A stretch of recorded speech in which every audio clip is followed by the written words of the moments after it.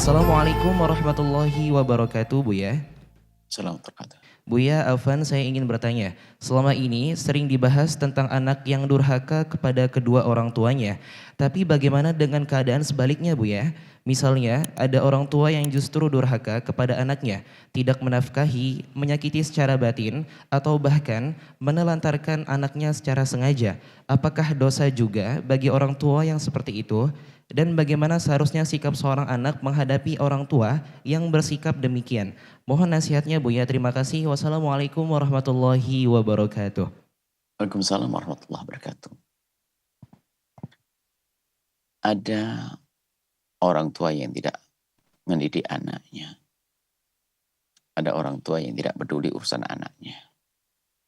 Bahkan ada orang tua yang zalim kepada anaknya. Dia telah menyanyiakan amanat. Dia pelaku dosa besar. Dia pelaku dosa besar. Ada juga anak yang tidak mengerti bakti pada orang tua. Maka dia menjadi anak yang durhaka. Dosa besar. Jadi mungkin sekali adanya orang tua yang tidak peduli urusan anaknya. Hanya istilah durhakanya orang tua kepada anak, hampir tidak pernah ada istilah itu. Yang jelas yang disebut adalah yang menyanyiakan amanat. Kullukum ra'in wa kullukum mas'ulun an ra'iyatihi. Semua punya tanggung jawab kepada yang di bawah naungannya. Ya, tanggung jawab. Jadi dia menyanyiakan amanat. Kalau orang tua menyanyiakan amanat. Dosanya ya dosa menyanyiakan amanat. Hampir tidak pernah disebut sebagai durhaka kepada anak. Biarpun kalau mana durhaka berbuat dosa, zalim ya sah saja. Cuman istilah durhaka ini biasanya dihadirkan untuk sang anak. Uququl walidaini. Durhaka kepada kedua orang tua. Adapun dosa orang tua juga ada. Orang tua bukan sekedar membiarkan zalim kepada anak, menelantarkan, tidak. Salah menyekolahkan termasuk bentuk durhaka. Kalau kita boleh, kalau kita mau menggunakan istilah durhakanya orang tua kepada anak. Durhakanya seorang tua kepada anak. Termasuk salah mendidik. Hanya diberi uang saja untuk sekolah tapi tidak dikenalkan kepada Allah. Sehingga pada akhirnya sang anak tidak kenal Allah. Dan di saat anak tidak kenal Allah, maka begitu mudahnya sang anak berbuat jahat kepada saudaranya, kepada orang tuanya sekaligus. Ada lagi orang tua yang Masya Allah dengan kezalimannya. Menelantarkan, tidak bernafkah dan sebagainya. Dosa di hadapan Allah. Dan dosa besar. Nah, seperti halnya ada anak yang tidak berbakti pada orang tua. Berbuat kasar, ngomong kasar. Dosa besar. Semuanya sama-sama dosa besar. Cuman istilah durhaka akan berlaku pada seorang anak. Akan tapi kalau orang tua adalah menyanyiakan amanat. Nah, lalu bagaimana kita? Bagaimana jika ada seorang anak yang menemukan orang tuanya tidak baik? Jawabannya adalah jadilah orang cerdas. Jangan karena ketidakbaikan orang tua lalu Anda ikut menjadi tidak baik. Itu kan hanya orang bodoh. Ibaratnya kalau ada orang penyakit korengan di samping Anda, berusahalah Anda untuk bisa tidak kena koreng. Waspada, jaga kebersihan, mandi di tempat yang benar, air yang bersih, agar Anda tidak tertular penyakit koreng. Maka Anda akan menjadi bodoh di saat akan orang pada korengan. Ngapain saya tidak korengan? Mending korengan sekali. Anda tidak bodoh. Anda bodoh.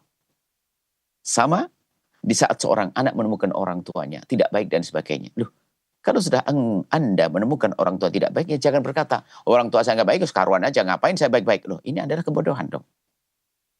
Kalau memang orang tua Anda tidak baik, zalim kepada Anda, menyanyiakan Anda dan sebagainya, bukankah itu orang tuamu?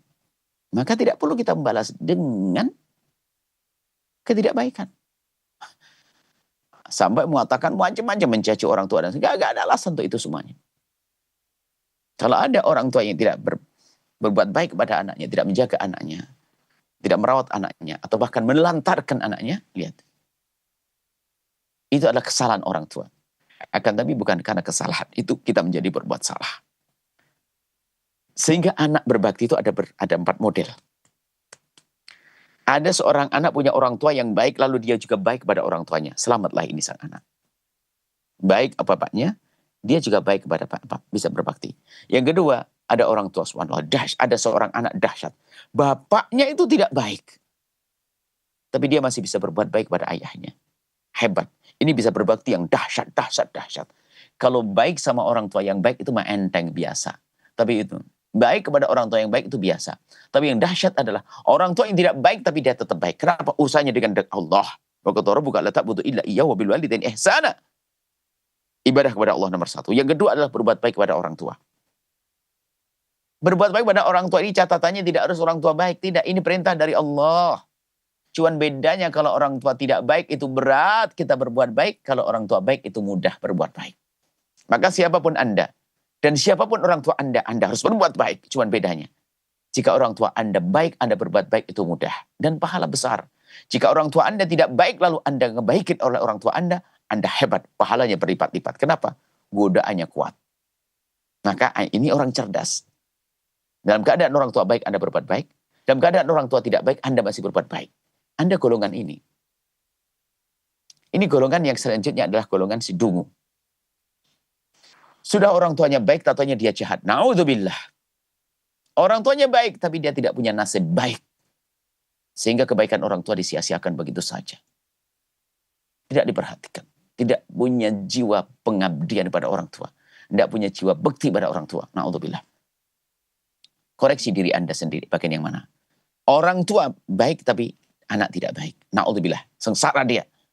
Yang keempat adalah orang tua tidak baik maka dia ke bawah tidak baik. Ini kan sebuah kebodohan. Orang tua tidak baik maka dia menjadi tidak baik. Sehingga selamanya cari pembenar untuk mendengar perilakunya karena ibu orang tua saya, karena bapak saya, ibu saya kan tidak mendidik saya, ibu saya tidak nyekolahkan saya, ibu saya tidak mengantarkan sekolah agama. Loh, kalau kamu sadar tinggal mencari ilmu agama. Bukan berarti di saat orang tuamu tidak peduli kepadamu, tidak peduli urusan pendidikanmu, lalu dirimu harus sengsara. Tidak dong.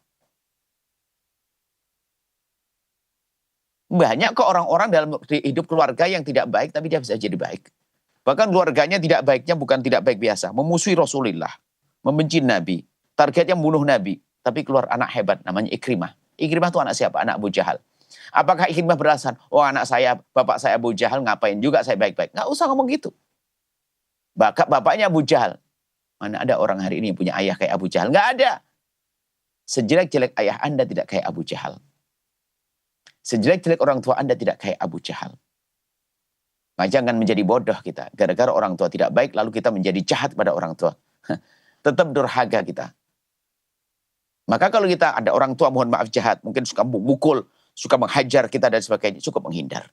Atau orang tua mencaci, mengolok dan sebagainya, Anda tidak kuat. Anda tidak perlu membalas dengan cacian. Cukup Anda menghindar saja.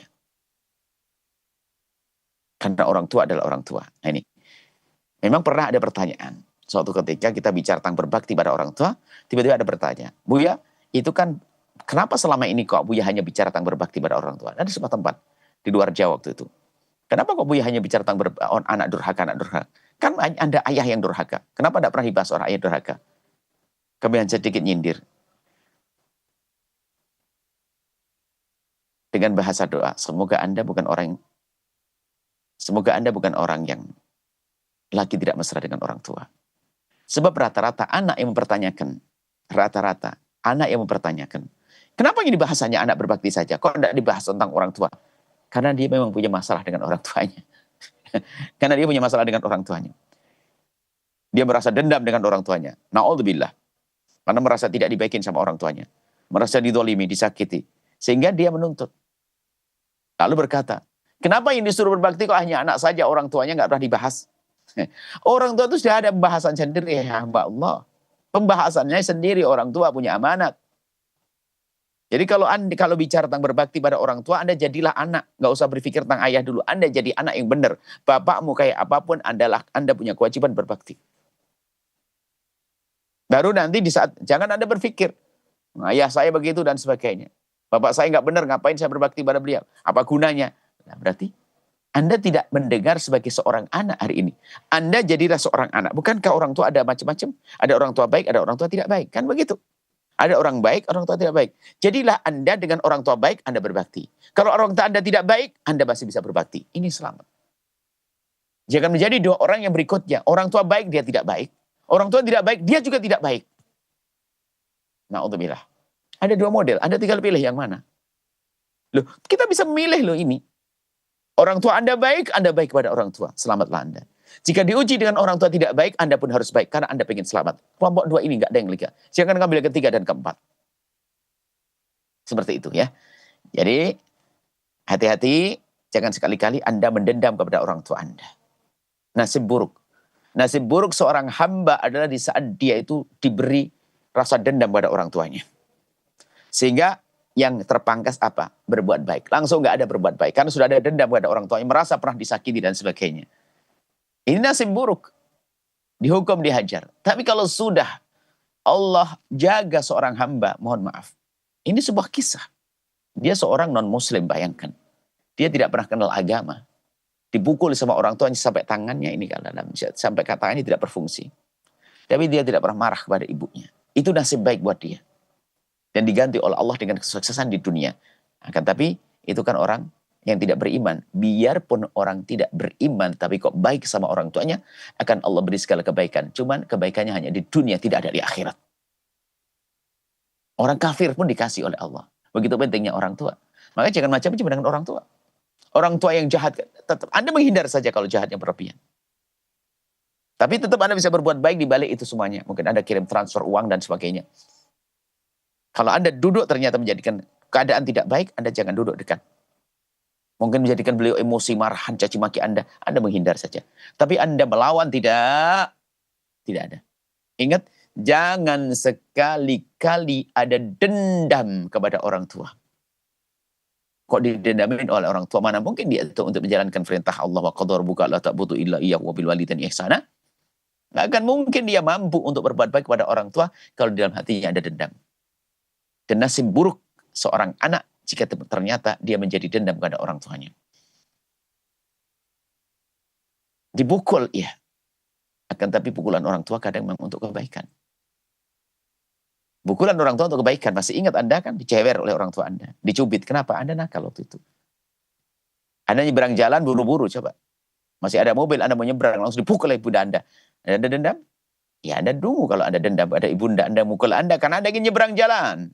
Membahayakan Anda. Lagi demam Anda tiba-tiba ada minum es. Di stop sama ibunda. Dipukul, dimarahi. Anda dendam. Nah, kedunguan bagi kita. Katakanlah orang tua adalah orang tua. Hati-hati, siapapun hari ini. Detik ini juga kami sampaikan. Kalau Anda ada keganjalan pada orang tua, itu nasib buruk bagi Anda. Tapi ada semua. Subhanallah. Hambanya dipilih oleh Allah. Biarpun diperlakukan kayak apapun orang tuanya. Ada tetap, orang tuaku, orang tuaku, orang tuaku. Aku harus mulakan dia. Seperti itu. Semoga Allah mudahkan kita untuk berbakti pada orang tua. Dan semoga Allah mudahkan kita untuk mendidik anak-anak kita. Wallahu a'lam bishawab. Al-Bahjah TV. Setelah menyaksikan video ini, jangan lupa bersolawat kepada baginda Nabi Muhammad. Shollu ala Nabi Muhammad. Allahumma sholli alaihi wa ala alihi wa sahbihi.